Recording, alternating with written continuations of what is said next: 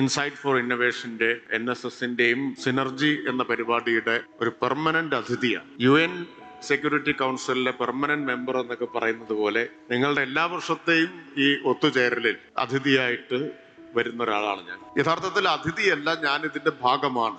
ഹേമയും സ്വാഗത പ്രസംഗത്തിൽ കാർത്തികയും ഒക്കെ പറഞ്ഞതുപോലെ ഇൻസൈറ്റ് ഫോർ ഇന്നൊവേഷൻ നടത്തുന്ന പ്രൊജക്ട് ഗണിതം, അതുപോലെ തന്നെ ഇംഗ്ലീഷ് പഠനത്തിനുള്ള പരിപാടി, ഇത് രണ്ടും വളരെ സന്തോഷത്തോടു കൂടി എൻ്റെ മണ്ഡലത്തിൽ ഏറ്റെടുത്ത് നടത്തുന്നുണ്ട്. ഞാൻ ഇപ്പോഴല്ല, സ്പീക്കർ ആയിരിക്കുന്ന കാലം മുതൽ ആരംഭിച്ചതാണ്. രണ്ടിനും നല്ല സ്വീകാര്യതയാണ് തൃത്താലയിൽ കിട്ടിയിട്ടുള്ളത്. തൃത്താല മണ്ഡലത്തിന്റെ ഒരു പ്രത്യേകത, വളരെ പിന്നാക്കം നിൽക്കുന്ന ഒരു ഗ്രാമീണ മേഖലയാണ്.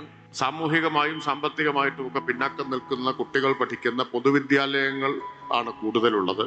അവിടുത്തെ 10 സ്കൂളുകളിൽ ഇത് നടപ്പാക്കിയതിന്റെ അനുഭവത്തിന്റെ അടിസ്ഥാനത്തിൽ കൂടിയാണ് ഞാൻ സംഘാടകർ ക്ഷണിക്കുമ്പോഴെല്ലാം ഈ പരിപാടിക്ക് എത്തിച്ചേരാറുള്ളത്. ഇങ്ങനെ അനേകം പേർ പല പരിപാടിയുമായിട്ട് ഞങ്ങളെയൊക്കെ വന്ന് കാണുന്നവരാണ്. ഹേമയും സുഹൃത്തും കൂടി ആദ്യം കാണാൻ വന്നപ്പോൾ ഞാൻ അല്പം സംശയദൃഷ്ടിയോടുകൂടിയാണ് വീക്ഷിച്ചത്. കാരണം ഇങ്ങനെ പല പ്രൊജക്റ്റുമായിട്ട് പലരും കാണാൻ വന്ന അനുഭവമുണ്ട്. അപ്പൊ വരുന്നവർക്കെല്ലാം അവരുടെ ഒരു അജണ്ട ഉണ്ടാവും, അവരുടെ ഒരു താല്പര്യം ഉണ്ടാവും. പക്ഷെ ഇവരോട് സംസാരിച്ചപ്പോൾ വളരെ ജെന്യുവിനാണ് എന്ന് ബോധ്യപ്പെട്ടത് കൊണ്ടാണ് തൃത്താലയിൽ നടപ്പാക്കാം എന്ന് പറഞ്ഞത്. പിന്നീട് തുറന്നുള്ള പ്രവർത്തനങ്ങളിലൊക്കെ എനിക്ക് കഴിയുന്നത് പോലെ ഇതുമായി സഹകരിക്കുന്നത്. 400 കുട്ടികൾക്കാണ് കഴിഞ്ഞ വർഷം ഇംഗ്ലീഷ് പഠനത്തിന് പിന്തുണ നൽകിയിട്ടുള്ളത്. തൃത്താല മണ്ഡലത്തിൽ മാത്രം. കേരളത്തിലാകെ നിങ്ങളിവിടെ ചൂണ്ടിക്കാണിച്ചിട്ടുള്ളത് പോലെ 6000 വിദ്യാർത്ഥികൾക്കാണ് 2024-25 വർഷത്തിൽ ഈ പദ്ധതിയുടെ പ്രയോജനം ലഭിച്ചത്.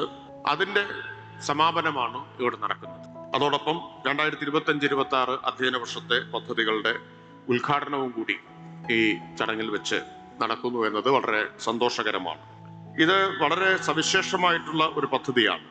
ഈ കോർപ്പറേറ്റ് സോഷ്യൽ റെസ്പോൺസിബിലിറ്റി എന്ന് നമ്മൾ ധാരാളം കേൾക്കാറുണ്ട്. പലപ്പോഴും ഒരു ഫണ്ട് വിനിയോഗത്തിൽ മാത്രമായിട്ട് കോർപ്പറേറ്റ് സോഷ്യൽ റെസ്പോൺസിബിലിറ്റി ഒതുങ്ങിപ്പോകുമ്പോൾ അതിനേക്കാൾ വിശാലമായിട്ടുള്ള സാമൂഹിക ലക്ഷ്യങ്ങൾ ഉയർത്തിപ്പിടിക്കുകയും അതിലേക്ക് നയിക്കുകയും ചെയ്യുന്ന കുറെ കൂടി ഉള്ളടക്കമുള്ള ഒരു CSR ഇന്റർവെൻഷൻ ആയിട്ടാണ് എനിക്ക് ഇത് അനുഭവപ്പെട്ടിട്ടുള്ളത്.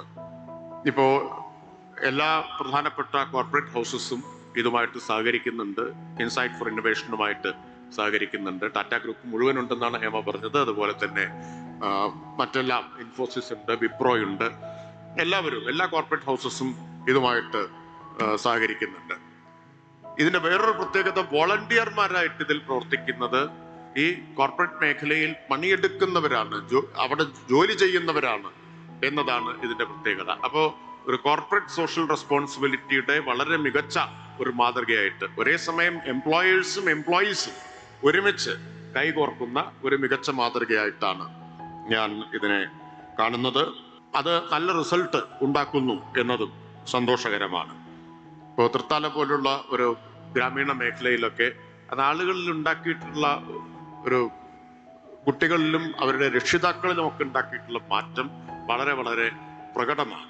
NSSും നാഷണൽ സർവീസ് സ്കീമും ഇതുമായിട്ട് സഹകരിക്കുന്നു, ചേർന്ന് പ്രവർത്തിക്കുന്നു എന്നുള്ളത് നല്ലതാണ്.